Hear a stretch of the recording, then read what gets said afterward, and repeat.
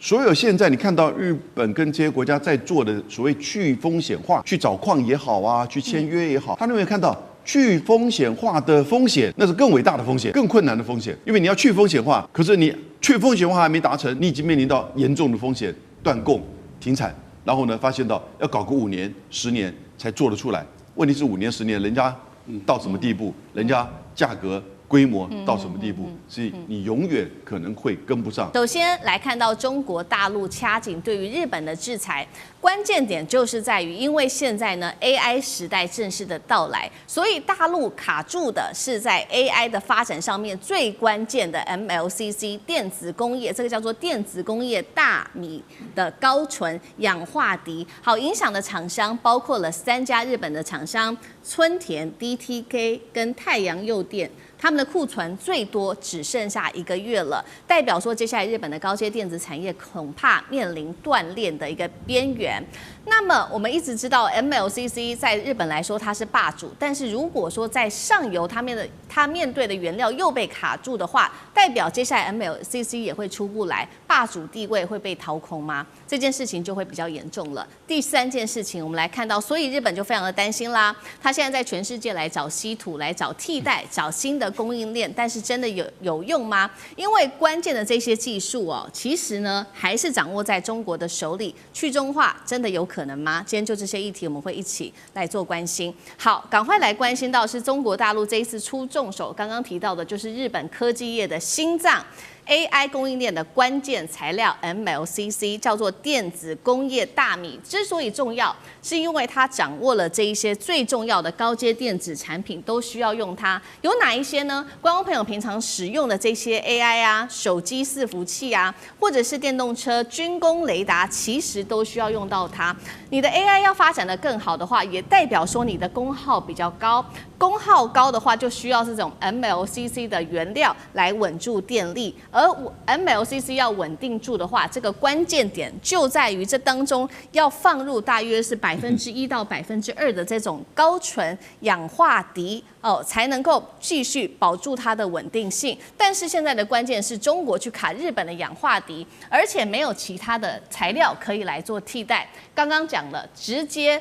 这个重击的就是日本的3家企业了，他们现在库存直接拉警报之外，剩下1个月就已经没有库存了，现在他们非常的担心。而整体来看，我们看到这个全球对于 MLCC 的需求其实是非常高的。到2027年，光是我们看到 AI 这个领域 MLCC 的需求就已经高达1500吨，而全球1年也只不过可以供给大约是3500吨，也就是说呢，光是 AI 一个产业就已经占全球1年需求量的40%了。所以呢，我们看供给量吃紧，价格也直接受到影响，单日的价格直接暴涨超过8万人民币，每吨现在均价来到了新高，是134万元人民币。而过去高阶 MLCC 主要是日本跟韩国在主导、在掌握的，但是现在看的也不只是只有技术而已了，而是看谁可以拿到这个更上游的原料。没有重稀土 ，AI 供应链等于直接被卡死。所以这3家厂商，我们刚刚提到的春田、DTK、太阳诱电，在中国的制裁之下，到底会造成多大的影响？对于产业的冲击，尤其是库存，现在只剩下1个月了。现在担心会不会上演当时被断屋造成的关东化电、中央硝子直接停产的剧本，会不会又再上演？赖老师怎么看？我觉得不能排除，而且很有可能。这个道理很简单，就是说，除非日本能够从中国以外的地方获得它所需要的相关的原料，从中国以外啊，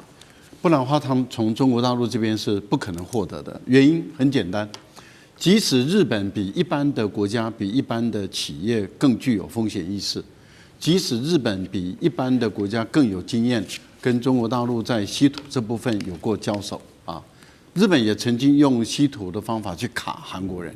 当时日本也是做同样的事，也就是把这个洗涤剂控制在手中，不让韩国人使用，也造成山西的重挫。这个都是过去日韩之间有关于稀土战啊或者关键原料战里面，日本曾经使用的手段。中国大陆也对日本使用过同样的一个手段，所以日本是很有经验的，很有经验。因此日本的企业比一般国家的企业的存量更大。可是日本万万没想到的地方是在于，这一次日本碰到的是中国把稀土已经是制度化了，也就是说，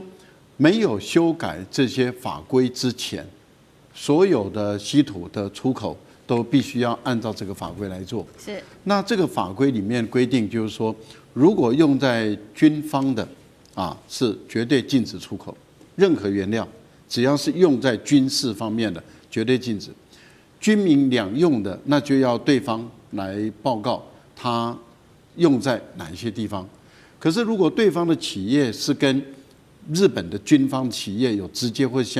是间接关系的，这些也会被限制在内。它的审核会更漫长，它本身的条件会更加的严格。所以在这个情形下，我们看到，除非日本的企业它宣布它跟日本的军工企业是毫无关系，是切割任何关系，它的制造出来的产品也不会被日本的军方企业所使用，用在武器装备上。你必须要做到这一点。那这一点对日本的企业来说，那我们在问的问题就在于，当日本的政府它现在要更多的去发展它的国防工业、军事工业，那请问一下，这一些企业就是现在传出来有风险意识高的这些企业，它跟日本的军工企业是任何关系都没有吗？跟日本的国防部任何关系都没有吗？不可能嘛！你看它的产品就很清楚的知道它会被使用在军事国防上。那在这个部分里面，请问日本如何把这个边界线画得清清楚楚、明明白白？很困难。所以我的推断日本如果没有办法从中国以外获得这些稀土的话，它会面临非常危险的地步，也就是说，它断供或者断产的可能性是存在的。永久关厂是不一定，因为那要看未来的局势的一个改变。但是你没有原料了，你就不可能出货，你不可能出货，那你基本上你就会出问题嘛，这是很简单的一个道理。好，所以我们初步统计起来，中国大陆先前是祭出这个钨的限制，现在是做这个氧化锑的限制。那我们刚刚看到了嘛，3家日本的知名企业恐怕再剩1个月就会没有库存了，包括再重复一次春田、DTK 跟太阳诱电等等。那现在也代表说，中国这么一卡的不只是 AI 的整体供应链，还有军工产业在这个，还有国防产业、军工产业在日本的发展吗？那厉将军又怎么看？这 MLCC 会大爆发的需求，主要是 AI 的伺服器一个 AI 的伺服器，它总共单纯的伺服器，它就需要到2.8万颗，是一般伺服器的13倍的需求量这么大如果说是没有这个 MLCC 的话，那你 AI 就没有办法运作。除此之外未来我们现在很流行的，包括电动车或者是高端的消费性电子产品，包括我们手机这一类，都需要有 MLCC 那 MLCC 它为什么具有这种优势呢？它有几个特性，第一个它体积很小第二个它的容质范围很广那第三个它的这种高频的这种特性，所以它用在电子元件上面来讲，它是一个最核心的一个这种被动元件它可以滤除杂波，也可以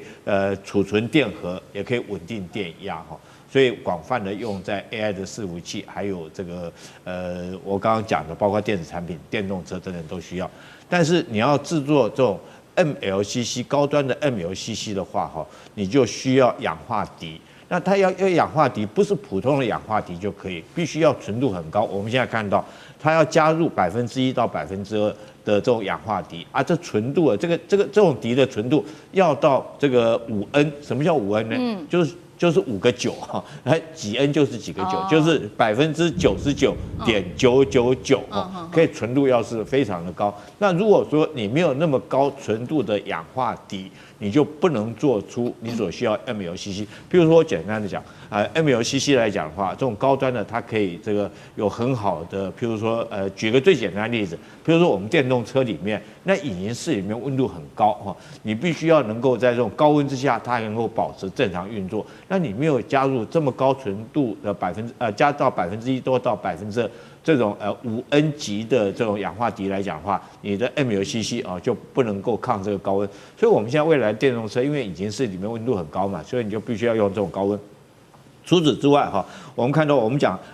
NVIDIA 好了哈，NVIDIA 我们都知道它是下一代的这种运算平台 GPU 200哈，你知道它现在下一代的，它这一代的这个是用到一个 GPU 200的平台是用到差不多6500颗的MLCC，那下一代它要增加1倍到13000颗的 MLCC， 你想想看，这未来的需求量是多么的庞大。那你没有这个元素，你根本就未来不管是 AI 电动车这个新一代的这种电子产品，你根本做不出来。那现在关键就是这个锂这个元素，这个锂这个元素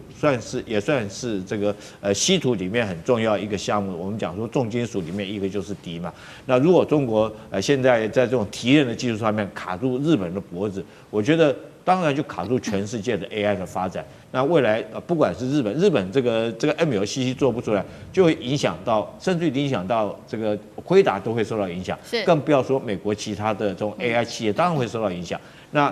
现在来讲很严重的一个问题哈，但因为企业界大家都看到说是未来这个需求量很大，然后但是产量是有限的。比如说我们现在讲每年能够产的就是3500吨的这种重量，那其中有40%是用在这个 MLCC 方面。那现在大家拼命去抢啊，因为你未来 AI 大爆发，未来就是一个 AI 的世代，未来也都是电动车的世代，所以各厂商拼命在抢，所以价格哄抬就因此而提高。可是我们比较担心，如果说这方面来讲的话，中国卡住日本脖子，日本这3家公司来讲的话，它等于最原始的供应链就断供了嘛。对，你没有那个氧化锂，你就做不出来 MLCC，你 MLCC 做不出来，你就卖不出去。那 NVIDIA 是不是你的高阶的 AI 运算平台你就做不出来？这 GPU 这个200下一代的你就做不出来。所以我认为说是中国在这个稀土这个尤其是重稀土方面。如果从这边卡住日本的脖子这个从最原始的端卡住日本的脖子，我相信这个不只是日本，包括到美国可能会因此未来的 AI 发展都会受到很大的限制跟影响。好，所以中国的这一招很高招，我是从最源头来开始做限制哦。刚刚特别提到这个稀土里面的氧化锂这个原料，那现在日本如果拿不到从中国来的货怎么办呢？他开始寻求其他国家的帮忙。现在他进行的国家包括了去澳洲找、去印度找，或者是去非洲去找，那还布局了包括在深海里面，还有在这个新矿园去找。但是刚刚其实将军有帮我们特别提到了这个氧化锂，它最需要的就是这个纯度达到5N， 所以代表说像类似的氧化锂的技术，包括这个冶炼分离跟提纯。其实还是高度集中掌握在中国大陆的手里的，就算有了这些氧化锂的货，这个日本也没有办法进行这种冶炼等等，这是一个问题。那另外就是先前中国大陆还卡住这个钨哦，导致了这个日本企业现在仍然在继续的找寻替代来源。现在钨的价格根据媒体的报道已经涨了3倍，纯度也不足，已经导致了关东化电还有中央硝子只能宣布永久停产。好，现在呢我们看到从这个等于从钨一直到氧化锂，日本的高科技的关键材料会不会进入这种临界库存的时代？日本有办法找到替代来源吗？那杨老师又怎么看？中国大陆其实管制的是针对日本的，就是军工产业。那但是第一个就是这些产品它本来就是军民两用啊，你很难去绝对的划分。那第二个是日本的这些公司，它其实既做军事也做商业，那因此你就整个会拖延啊，你要证明你在申请。就是民用的，大陆对于日本的民用产业事实上是没有禁止，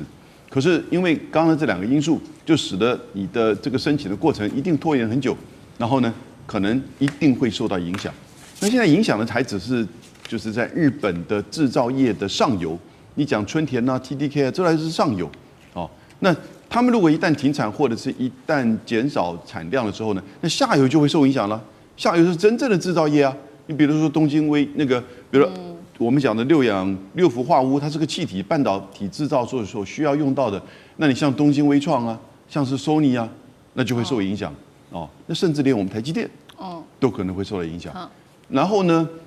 像是氧化锂的话，那信越化学啊，或者是 Toyota、那 Honda 这些都会受影响。为什么？因为现在这个厂商不会说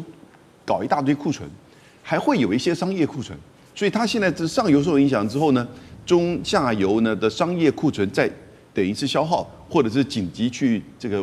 外界购买，或者是增加这个回收的这个就是说比例，可是这个都缓不济急，也就是说它大概的时间点可能都是几个月不到半年的时间，它可能就会见底了。那这整个供应链就会停顿，那这会蛮严重的。所以为什么在日本这个方面呢就很紧张？那我觉得两个关键嘛，为什么中国大陆在就是稀土跟稀有金属，我们今天谈都还是稀有金属，对，稀土的面其实严重影响的层面是一样，而且更深刻的。我觉得两个因素哈，中国大陆的整个稀土跟就是这些稀有金属的 IP 跟制程，也就是它精炼的这个过程哈，基本上就是这个领域的台积电。是，你这么简单理解，就不能被取代，因为它这整个过程当中，它可以不管是环保因素，还是制程，还是这些就是 IP 专利啊等等之类，它这一整个生态系才能够达到这样子的精炼的效果。讲句实在话，这是过去30年来，西方国家就把中下游的这些环保或者是这个生产成本不够效益化的这些整个这个原料，通通移转到就是非西方国家。是，而因为中国大陆整个制造业的这个发展，它自己要掌控整个中下游，它不是多么这个20-30年前就看到今天这个问题，这是他为他自己的制造业再去整个做全供应链的掌控。那当然也花了很多的这个钱在就是说这些稀土跟这个稀有金属上面。所以第一个，它已经变成是稀土跟稀有金属的台积电。那第二个，所有现在你看到日本跟这些国家在做的所谓去风险化，去找矿也好啊，去签约也好，他认为看到去风险化的风险，那是更伟大的风险，更困难的风险，因为你要去风险化，可是你去风险化还没达成，你已经面临到严重的风险，断供、停产，然后呢，发现到要搞个5年、10年才做得出来。问题是5年、10年，人家到什么地步？人家价格、规模到什么地步？所以你永远可能会跟不上这个问题。已经不再是单纯的一个贸易战了。这一次双方打的是这个包括了高端的制造业跟战略资源的一个核心命脉，怎么回事呢？我们先来看到，一边是日本，它现在拿着它的高端机床来当做它的武器，来卡住中国制造业的升级。另外一边，中国大陆现在呢祭出的是稀土还有稀有金属来反制日本，当做它的筹码，要掐住日本高科技的原料命脉。先来看，这是最新消息，日本的最新消息，从8月16号开始就会正式的收紧它的精密机床对中国大陆的出口管制了。高市早苗甚至自己亲自跳出来说，相关新的申请是否接下来会放行，他会来亲自做审核。连高市早苗都已经出来喊话了。那么为什么要这么做呢？因为他们希望能够卡中国大陆在半导体、航太、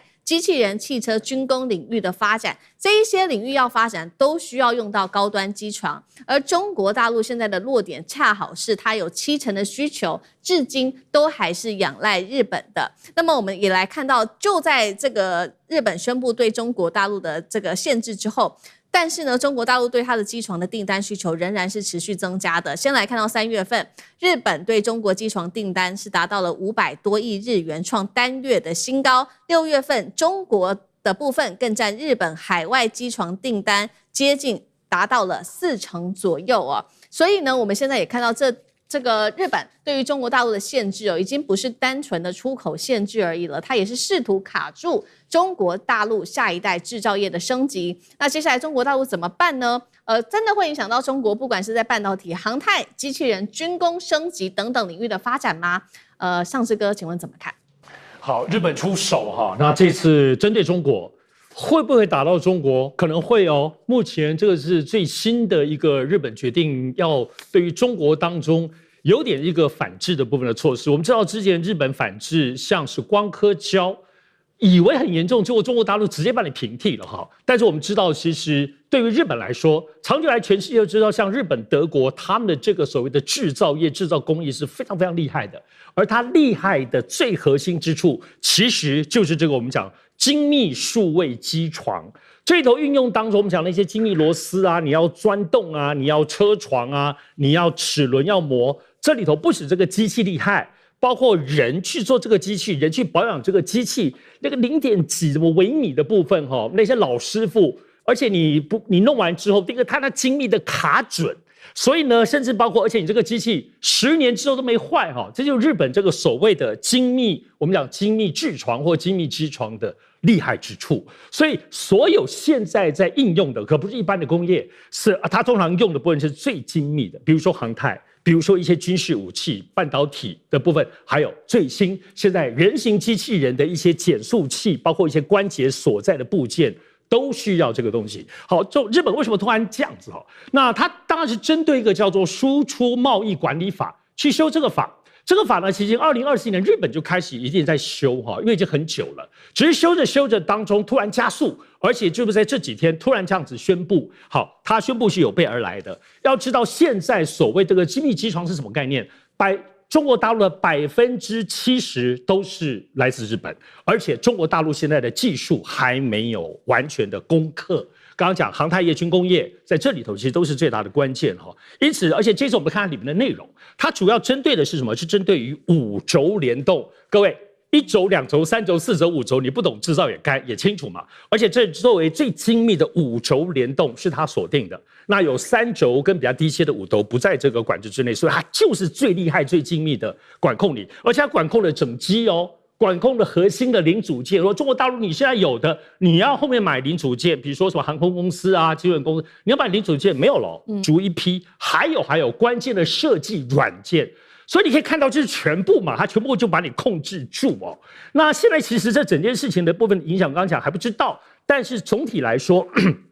中国大陆评估有可能会影响2-3年，要到中国大陆能够全部攻克，有可能2-3年才可以。所以现在受过的影响，但现在整体评估，这一次到目前为止，日本的部分并不是死绝的把你切断，它可能还是有一些漏洞。或者比如说，第一个它不是全部的禁运，你还是可以申请审批。只不过刚刚讲高市早苗是都放话了如果你现在最新的部分，他们现在预估中国大陆的军工业半导体的业，你是80%，大概是绝对不可能，你申请他也不会给你。但是现在可能的途径就是像先前在稀土，日本也是这么做。绕到欧洲，也就是说，现在如果第三国的二手机或者绕到部分是国外的子公司生产呢，子公司贴牌的，目前就不在这个禁运里面，所以这里可能有这么一点点漏洞。我想高市早苗为什么突然这么做，可能跟他最近的背景有关，还是值得讲一讲。要知道，最近其实日本跟以色列方面已经在接触，准备要签订更大规模的部分的所谓的军事同盟的合作。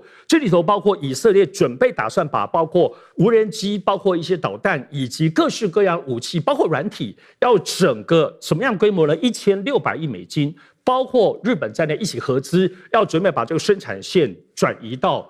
日本，那这个是最新的，而且现在先前乌克兰跑去日本接触讲无人机，对不对？是很快的，他们谈1个月就签了。这个签了当中，前地点包括后面的生产合作的公司，全部都已经确定了，而且快速要上线生产。大量的现在包括乌克兰无人机，所以我认为高市早苗现在最近有一个迷之自信，就是说对于对抗中国的部分，除了有美国撑腰之外，当然刚刚前面讲的背后也可能是美国的意志，所以他突然有个觉得对中国有强烈对抗的能力，所以我们认为现在看起来他有关于这部针对日本精密的这个机床，而且确实是对于中国可能有一点卡脖子，而且卡在航太、军工跟机器人这些前瞻发展上，所以推出这个部分的对抗的部分的政策有没有效果，我们可以继续观察。好，所以现在高市早苗是突然间有了底气了吗？有来自于美国跟以色列，特别是在军事上面的协助，是不是就更有底气去对抗中国大陆？所以今天祭出了一个最新的这一招嘛。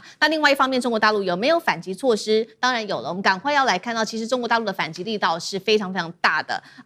就是对日本祭出的稀土的出口管制。我们先来看到统计的最新数据光是今年上半年出口给日本的稀土已经一口气暴跌51%了，6月份更狠年减幅高达了80%。主要的关键就是在重稀土对于敌还有特的日本出口是直接归零的。迪根特为什么这么重要？就像是日本去封中国大陆的机床一样哦。迪根特同时也掌握了可以影响日本的，包括了军工设备、高端制造、电动车的马达，甚至是精密电子等等。另外一方面，除了掌握这个矿产原料之外，中国大陆更掌握了一系列，包括了这个从采矿啊到分离、冶炼等等供应链的整体技术。大家就在看说，那中国大陆现在对日本的这个稀土出口如果减少的话，是不是稀土相关的企业他们的获利就会减少呢？结果是不减反增了。我们也赶快来看到最新数据哦，中国稀土集团今年上半年净利润年增幅46%，北方稀土预估上半年净利润年增幅更是暴增了121%，代表说价格提升，虽然说这个出口减少了，但是价值更高了。所以8月份稀土价格哦，从2025年8月以来已经上涨幅度高达了30%。这个是中国大陆对于日本在稀土方面的制裁。另外一方面，中国大陆也强化，刚刚讲了嘛，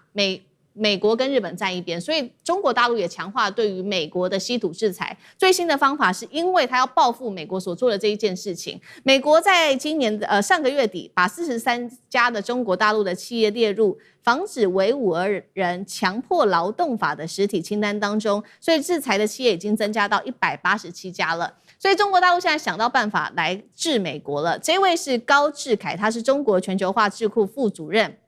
他说呢，中国现在应该要成立一家稀土总公司，重点来了，这个总公司就是设在美国一直不断提的新疆这个地方。他就说呢，如果未来美国你需要稀土的话，就请你亲自飞一趟到新疆来这边来跟我们谈，不管是稀土的出口甚至价格都是由中国大陆来决定，甚至未来还在新疆这边用人民币来做交易等等。干哥怎么看？日本很少这样，你看收紧了精密的机床的出口管制，他很少这个样子，而且他现在学的都是我们中国这一套，就是说加严审核，你知道加严审核的意思？日本是一个最假仙的，就是我们台湾话就是说很 gay 仙呐，表面上很有礼貌，那个肚子里面全部都是刀剑。他坦白讲，他说我不是不卖你但是我现在从严审核，意思跟不卖你是差不多的意思啦。那会不会影响到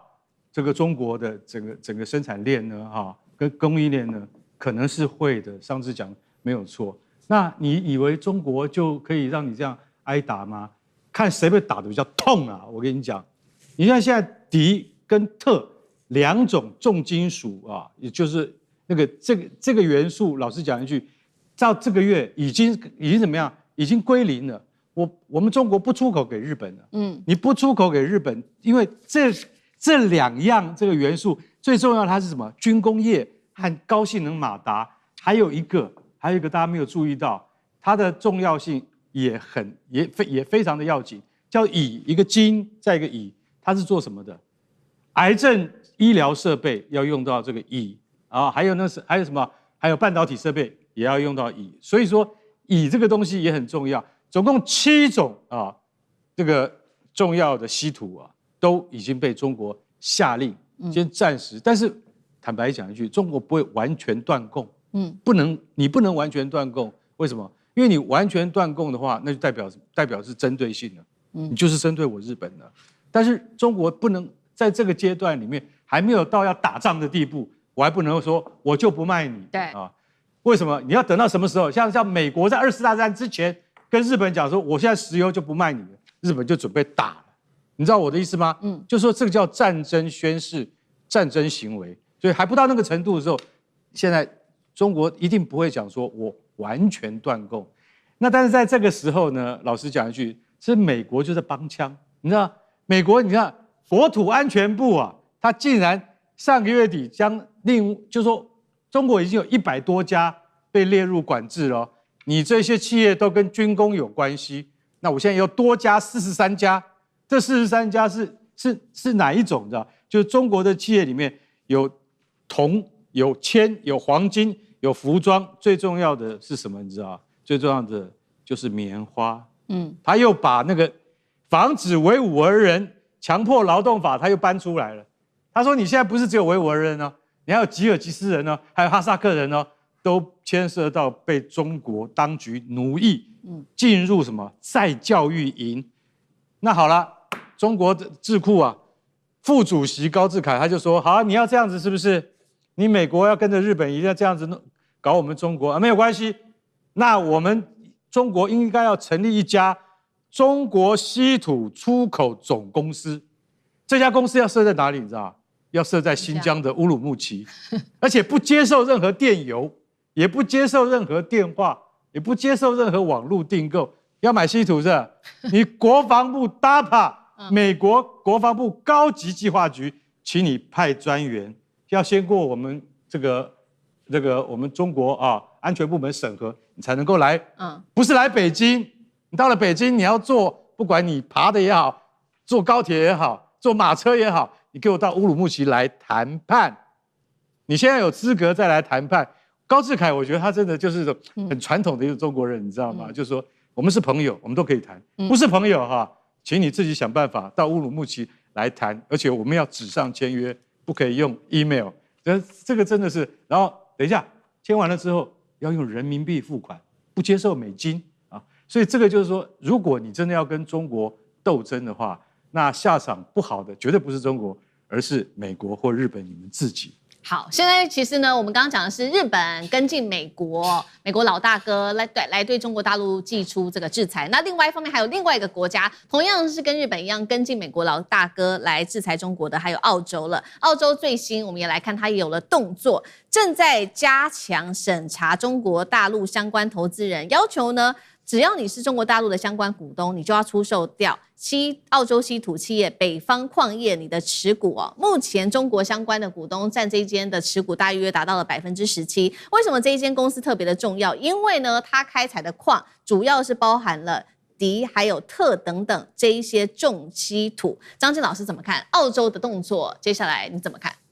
我想啊，在这些就是这个封锁技术产品或者封锁原材料。所有的封锁的这些手段都是慢性的在绞杀对方。可是有一句话讲说，你要卡人脖子，你一定要跟上帝站在一起。换言之，也就是说，你技术领先的产品，终有一天人家还是会追得过。可是呢，矿产原材料产在你的家里，这是没办法的事情。所以呢，这个人家讲说是因为资源的封锁，会逼得对方狗急跳墙，然后甚至诉诸战争手段，诚如刚才干哥所讲的，逼得日本人非要下南洋，然后去夺资源，这是可能的。那我是觉得这个澳洲呢，它现在针对股权上在这个做这个文章，我想必须要提醒一下，在西洋的这个海洋法系的国家之中，你不可以针对单一的这个企业去立法。你可以用行政手段去要求，可是呢，他万一要求普遍性立法的时候，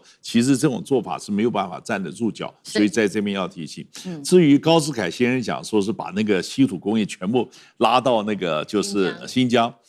我以前新疆有一个这个就是美国有个参议员叫 Tom Cotton， 他动不动就是找新疆的棉花开刀。就新疆就取了一个名字，这个棉花种叫 Tom Cotton。说为什么叫 Tom Cotton？ 说因为美国的棉花的时代有一个汤姆叔叔的小屋啊 ，Uncle Tom's 的 Cambion， 所以我们这个新种的棉花就叫 Tom Cotton，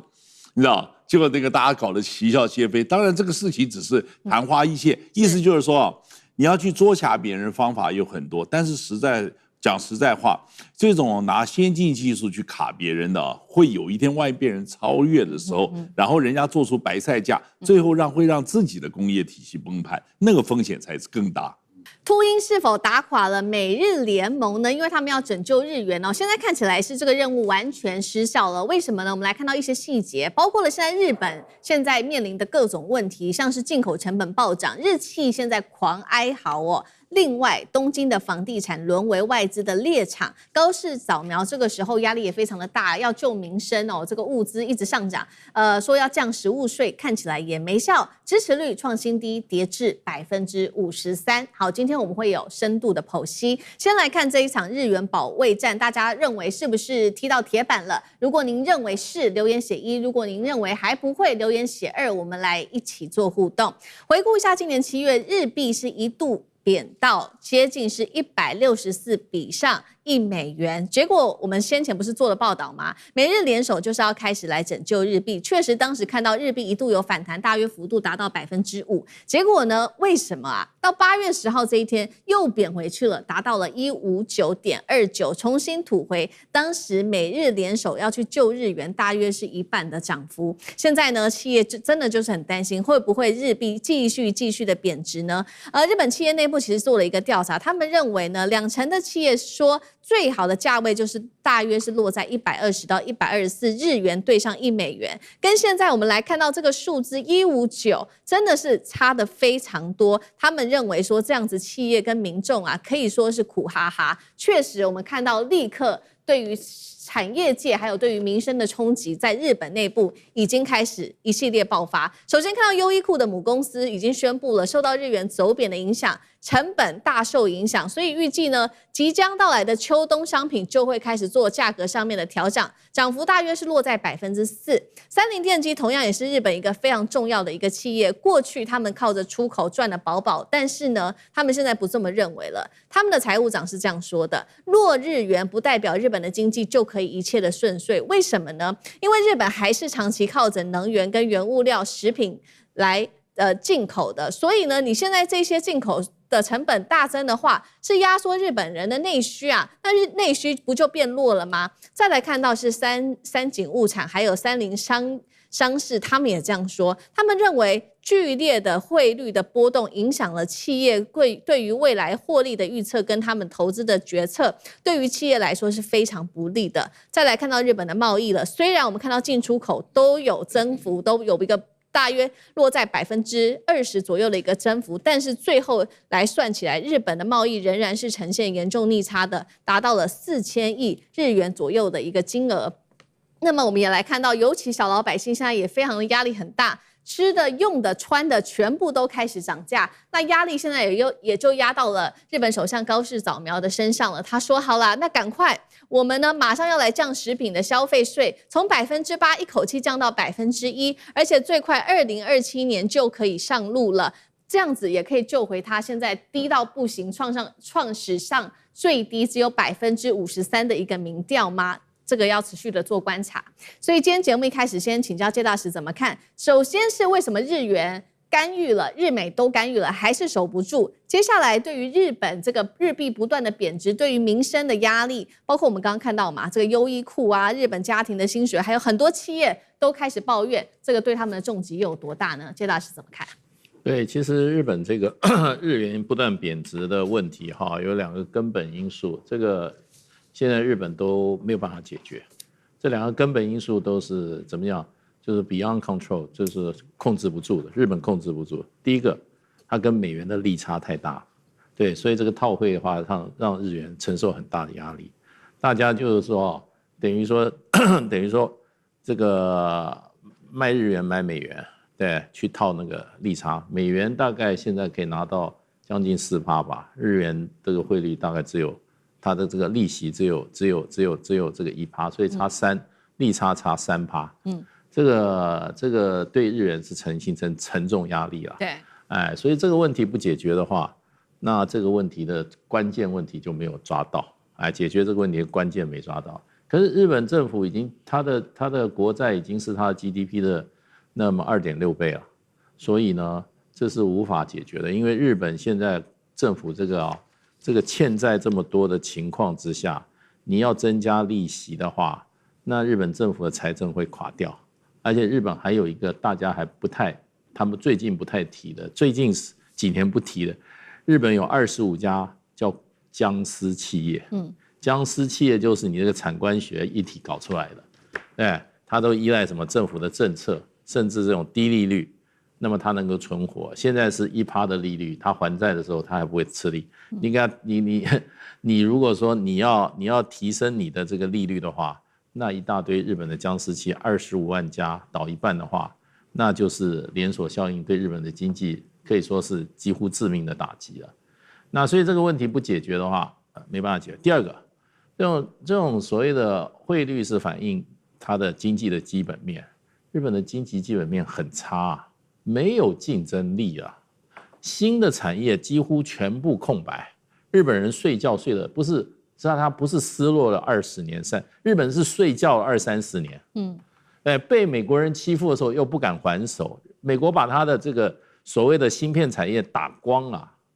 对，交给了，可以说在这个过程中，韩国跟台湾的兴起，让日本在这个方面扮演极不重要的角色。那你说这些芯片制造有日本的吗？日本还靠我们台积电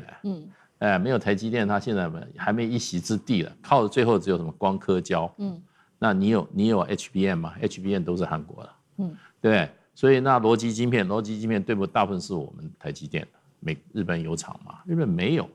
那另外一方面，新能源方面、应用方面没有啊。新能源汽车的话，你有吗？而日本今年上半年，去年1年才卖了400万辆车，今年中国大陆上半年就已经超过700万辆，这个外销，所以它的这个市场都不断的萎缩，也没有新的产业。那 AI 你有听过日本吗？日本有什么大模型？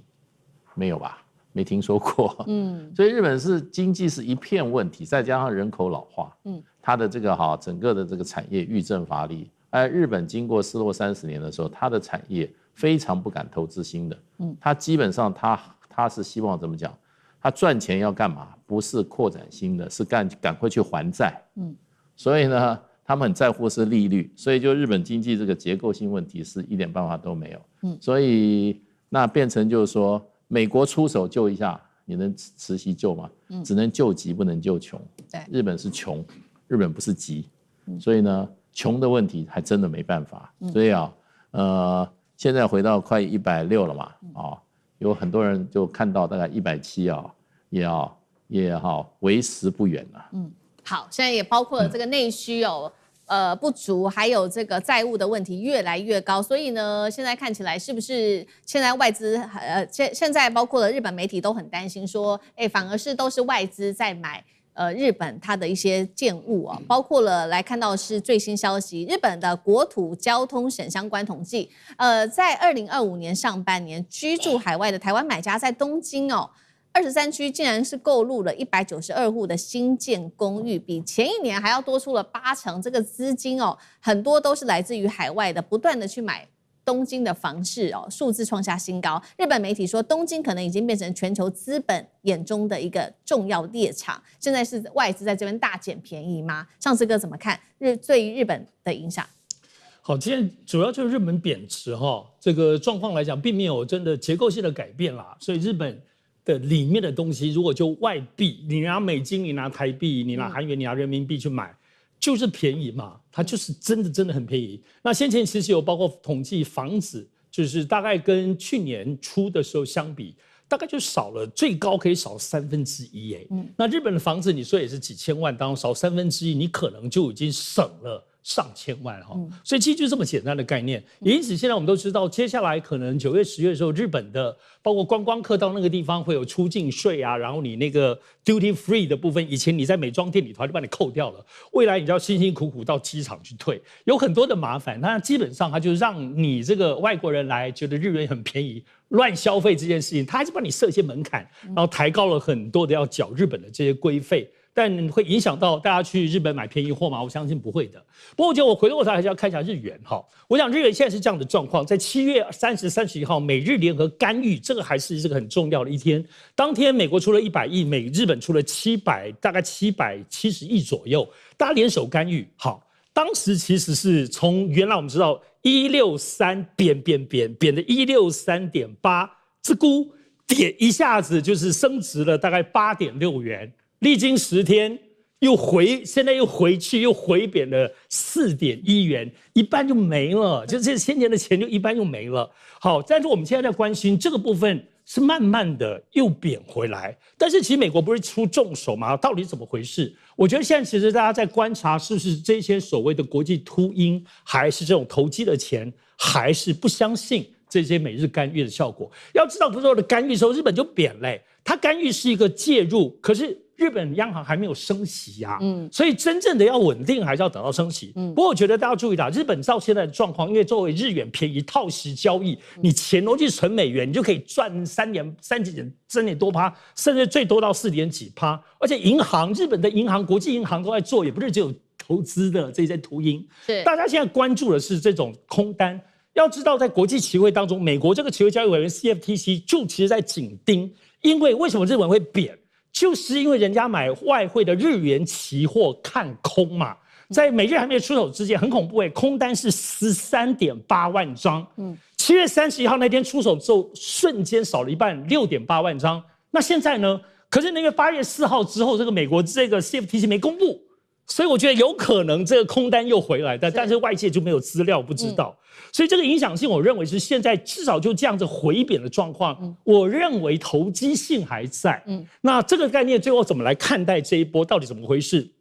我认为很简单啦，就2个。第一点就是说，现在在投机的或正规的日本银行、正规的投资的，都在测试日本或包括美国的官方底线。好，你现在出手，你是底线吗？你只是威吓一下市场，但这个底线在哪里？大家还在测。第二个，我认为就刚刚讲，釜底抽薪没有别的啦，就是央行宣布升息，日本所有日元永远的这个利息涨，然后全世界在外面的这些流动在赚差价的日元被迫要全部回到日本，你才有可能日本真正的恢复升值之后的稳定。那当然过去认为是10月，但是现在都认为应该9月。所以如果9月日元的这个升值，就包括它的升息之后，我认为对全世界，包括美元，包括各式各样的货币，包括台币，包括去观光的这个钱，9月之后10月如果去日本玩，可能成本就要高一点了。好，那如果真的9月份的时候日本升息的话，日本接得住吗？因为他们现在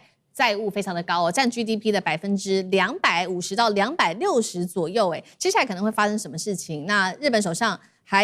政府手上还有什么的招呢？黄舰长怎么看？其实他不是说他有什么招，而是这个金融的问题太复杂了，而且有很多的因素在影响它，而且这些因素里面通常是你拉这个下来，你拉那个下来，